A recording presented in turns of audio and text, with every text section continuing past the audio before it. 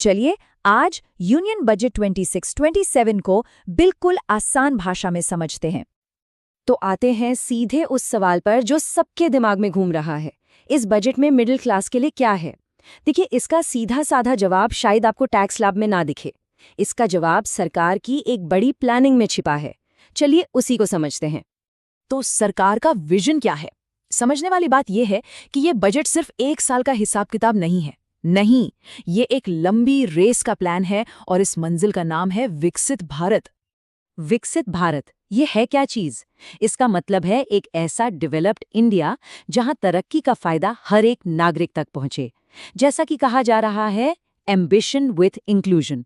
मतलब सपने तो बहुत बड़े हैं, लेकिन उन सपनों को पूरा करने में सबको साथ लेकर चलना है। अब इतने बड़े सपने को सच करने के लिए 3 बहुत मजबूत पिलर्स बनाए गए हैं। पहला, महंगाई को काबू में रखो। दूसरा, इकोनॉमी की ग्रोथ रुकनी नहीं चाहिए। और तीसरा, सरकारी खर्चों पर कंट्रोल रखो, जिसे कहते हैं फिस्कल डिसिप्लिन। यही 3 चीजें हैं जो विकास की गाड़ी को पटरी पर दौड़ाएंगी। और इसका नतीजा, देश की ग्रोथ रेट लगभग 7% रहने का अनुमान है। जी हाँ, लगभग 7%। ये दुनिया की बड़ी इकोनॉमीज में सबसे तेज ग्रोथ है। लेकिन सवाल ये है कि ये 7% की ग्रोथ आएगी कहाँ से?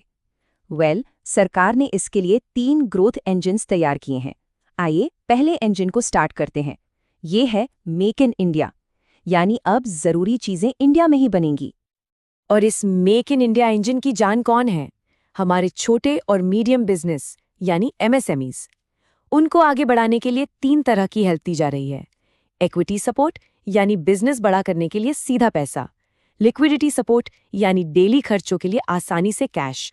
और प्रोफेशनल सपोर्ट, ताकि वो लीगल मैटर्स में ना फंसें। और इक्विटी सपोर्ट के लिए एक बहुत ही बड़ा अनाउंसमेंट हुआ है। एक खास SME ग्रोथ फंड बनाया जा रहा है और इसका साइज है 10,000 करोड़ रुपए। फिर से सुनिए, 10,000 करोड़, ताकि छोटी कंपनियों को बड़ा बनने में मदद मिल सके। पर ये पैसा आखिर लगेगा कहाँ?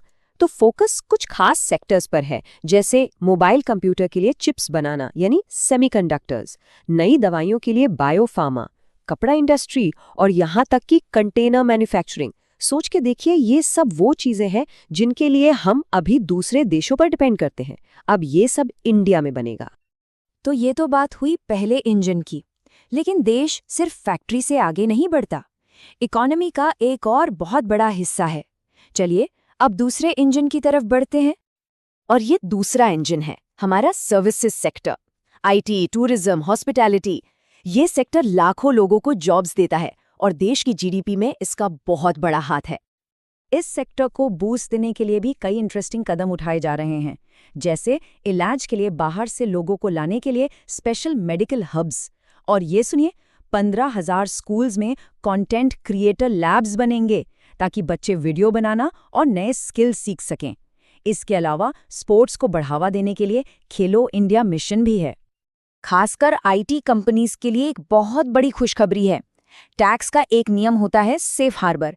इसकी लिमिट को 300 करोड़ से बढ़ाकर सीधे 2,000 करोड़ कर दिया गया है। आसान भाषा में कहें तो इससे IT कंपनीज का पेपर वर्क कम होगा और वो बिजनेस पर ज्यादा फोकस कर पाएंगी। अब बात करते हैं तीसरे और शायद सबसे ज्यादा जरूरी इंजन की। किसी भी देश की तरक्की की नींव होता है उसका इंफ्रास्ट्रक्चर, सड़कें, रेलवे लाइंस, पोर्ट्स, ये सब।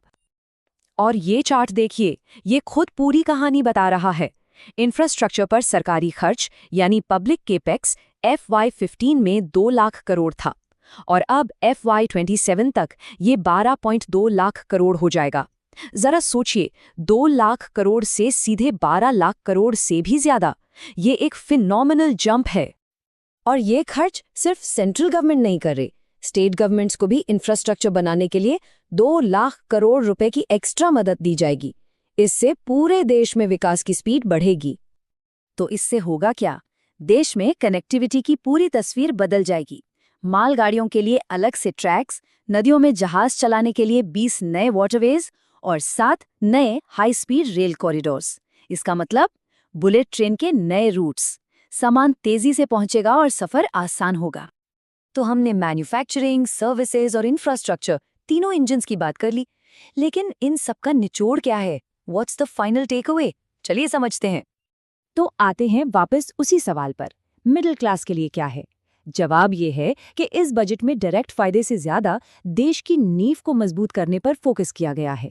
जब मैन्युफैक्चरिंग, सर्विसेज और इंफ्रास्ट्रक्चर के ये तीनों इंजन पूरी रफ्तार से चलेंगे तो नए जॉब्स बनेंगे, लोगों की इनकम बढ़ेगी और इसका फायदा हर आम इंसान तक जरूर पहुंचेगा।